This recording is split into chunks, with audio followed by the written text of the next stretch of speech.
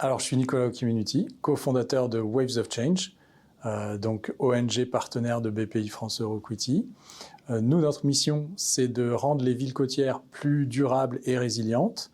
Pourquoi? Parce que, grosso modo, d'ici 2075, environ 75% de la population mondiale vivra à moins de 75 km des côtes, partout dans le monde, ce qui veut dire que ça crée tout un faisceau de nouveaux challenges, de nouvelles opportunités, de nouveaux besoins aussi, qu'on essaie d'adresser, et avec notre approche qui est celle de ce qu'on appelle Collaborative Sustainability, le développement durable coopératif.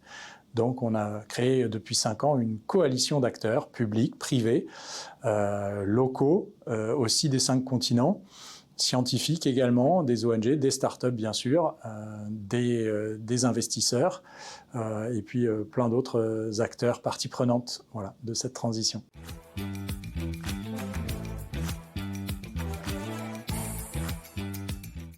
Alors, le partenariat qu'on a depuis 2023 avec BPI France Euroquity nous a permis de co-créer à la fois un label pour les startups et puis un challenge aussi pour ces startups, les deux du nom de Tideline, puisque le principe du challenge, c'est de permettre d'adresser des problématiques concrètes mais parfois un peu complexes des villes côtières dans 7 catégories thématiques qui vont de la transition énergétique à l'adaptation côtière à la montée des eaux, en passant par la mobilité durable, le tourisme durable, la biodiversité et la santé publique, la gestion de l'eau, la gestion des déchets, etc.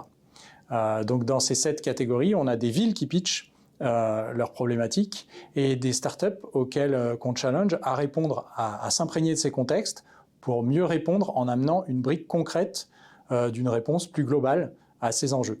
Ce qui permet donc aussi aux investisseurs, aux jurys, de mieux évaluer, d'avoir une meilleure photographie de la capacité des startups, au-delà de leur capacité, de leur viabilité économique et de leur capacité technologique, d'évaluer aussi leur capacité de réponse à des enjeux et des problématiques marché, d'évaluer leur capacité de pivot, d'agilité et leur capacité d'impact, bien entendu.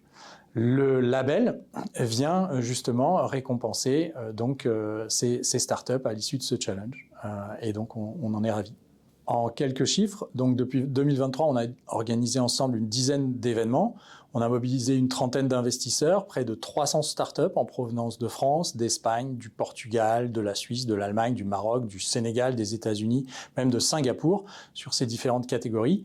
Et une sélection on en a labellisé une 60aine de ces startups et de ces projets, et puis une sélection va être présentée donc au mois de juin prochain à Nice à l'occasion de la conférence des Nations Unies sur l'océan.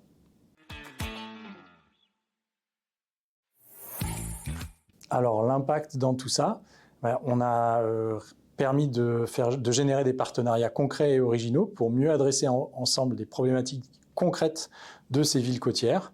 C'est le cas, par exemple, je vais donner quelques exemples, le cas de l'association qui est née dans le Tideline Challenge avec le groupe Quos et puis la startup Agua des Sols, qui a permis d'optimiser la production et la distribution d'eau par captation d'humidité dans l'air en fonction des prévisions météorologiques hyper locales.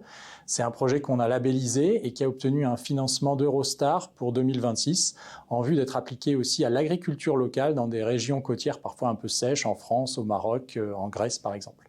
C'est aussi le cas du corridor vert qui a été initié par la startup Vela entre la France et les États-Unis, donc sur la base les ports d'Aropa et de New York, New Jersey, sur la base d'une technologie de cargo à voile, donc 100% décarboné. On a également des projets sur la gestion des déchets plastiques en Indonésie, notamment avec Nomad Plastic ou Plastic Odyssey, l'adaptation côtière avec Line Up Océan et Waves & Sea, différents acteurs labellisés aussi au Pays Basque, au Brésil, à Singapour, au Sénégal, que ce soit en matière de transition énergétique, de tourisme durable ou de mobilité. Voilà.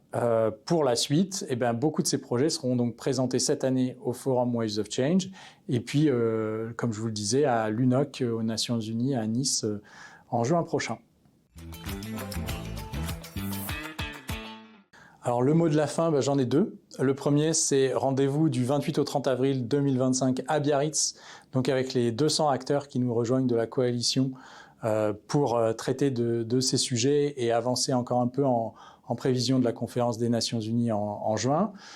Cette année, on ajoute une dimension prospective puisque la thématique du forum et du rendez-vous sera sur la décennie qui vient. Voilà. Et le deuxième mot de la fin, c'est que pour 2026 déjà, notre partenariat va évoluer. Waves of Change fait évoluer Tideline, ce qui va nous donner la capacité, au fur et à mesure, non seulement de labelliser, de célébrer ces projets, de les initier, mais aussi de les accompagner encore un peu plus loin, voilà, pour plus d'impact. Donc à nous de jouer tous ensemble.